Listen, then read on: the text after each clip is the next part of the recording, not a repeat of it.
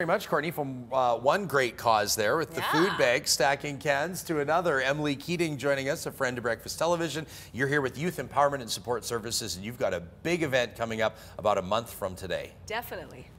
So, in about a month from today, June 7th, we're going to be holding our 12th annual Homeless for a Night event, which is a chance for Edmontonians to really push their comfort zone a little bit, get out of that little box, and imagine what life might be like if some of the things that we take for granted weren't available to you. I've had the pleasure of being at this event a couple of years in a row, and it is outstanding. First of all, set the scene, because you all gather at the Telus Field, and it really is, I mean, talk about getting a sense, you talk about being sort of experiencing Homeless for a Night, but the intention is to create awareness, but also create a sense of what a community Yes is and how important it is for these kids. Yeah, it's definitely important, even for our kids to see when they come out to volunteer or attend the event, how many people are standing behind them and willing to come out and spend a night under the stars to show support for what they're trying to do.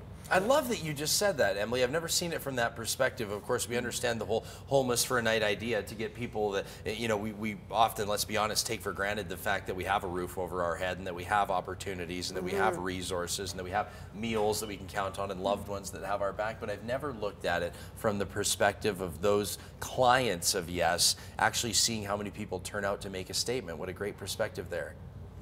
Do they tell you that? Is that the feedback you get? That is the feedback I get. The other one is, well, this isn't really much like being homeless for a night, as there's a midnight pizza delivery involved, but they have a good time, and I think that everybody who's out there is having a good time as well. But I think also, too, it connects people like this right now that are there to support and create awareness with these, and I'm going to be quite honest, like these terribly courageous kids who are on the street, but they also come, there's Mark Meir and Donovan Workham, they also, are they coming back this year? They are in again for this year. Oh, they're outstanding. But you also get to hear from these kids that have been homeless, and because Yes has helped them, you hear that where they are now because of fundraising efforts like this. And I think, like this year, obviously, you must have somebody lined up to keynote as well. Yes, we do.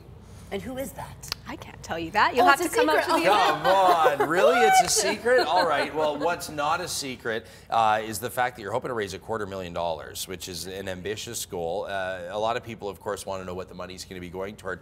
We've heard how Yes has had to deal, as have many nonprofits, with budget cuts and with scale backs. What's this money going to help you accomplish? Well, it's hard work for us every year. We do raise most of our own money to keep our doors open. So what the money will go to is going to be whatever comes up that we need to do to keep our buildings safe, open, with the right people in there to help the kids. Got a generous leak in the roof of the building right now, so some of it may end up going there, but really it's about addressing the needs of the kids. So sometimes it's programs for your clients, for the kids that are taking part in this, and then sometimes it's just for the everyday operating expenses.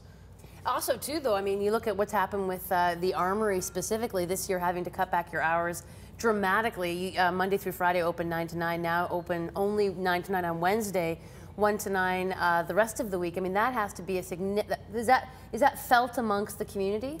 I think it's definitely felt amongst the community. It was certainly felt for us and for our kids, and thankfully we've had the community really step up and try and help us find some interim solutions for those hours where we can't be there for the kids anymore. But it definitely hurt. I mean, we're feeling it. Well, I think it's fair to say, though, that Edmonton's a city that wants Youth Empowerment Support Services to continue operating, to continue doing what it's doing, because we've seen support in years past, and I have no doubt that it's going to be the same story this year. Registration for Homeless for a Night ends on May 17th, so if you want to take part in it, you got to get involved. You can link to all the details under the Inside BT link at breakfasttelevision.ca, or you can just visit their website directly at yes.org/homeless for a night. Emily, thanks for joining us. It's great work that you're doing over there. It's a pleasure. BT back right after this. News, traffic, and weather on this Monday morning, including a forecast that'll make you smile. There you have it. June 7th, Telus Field will host Homeless for a Night to benefit Yes.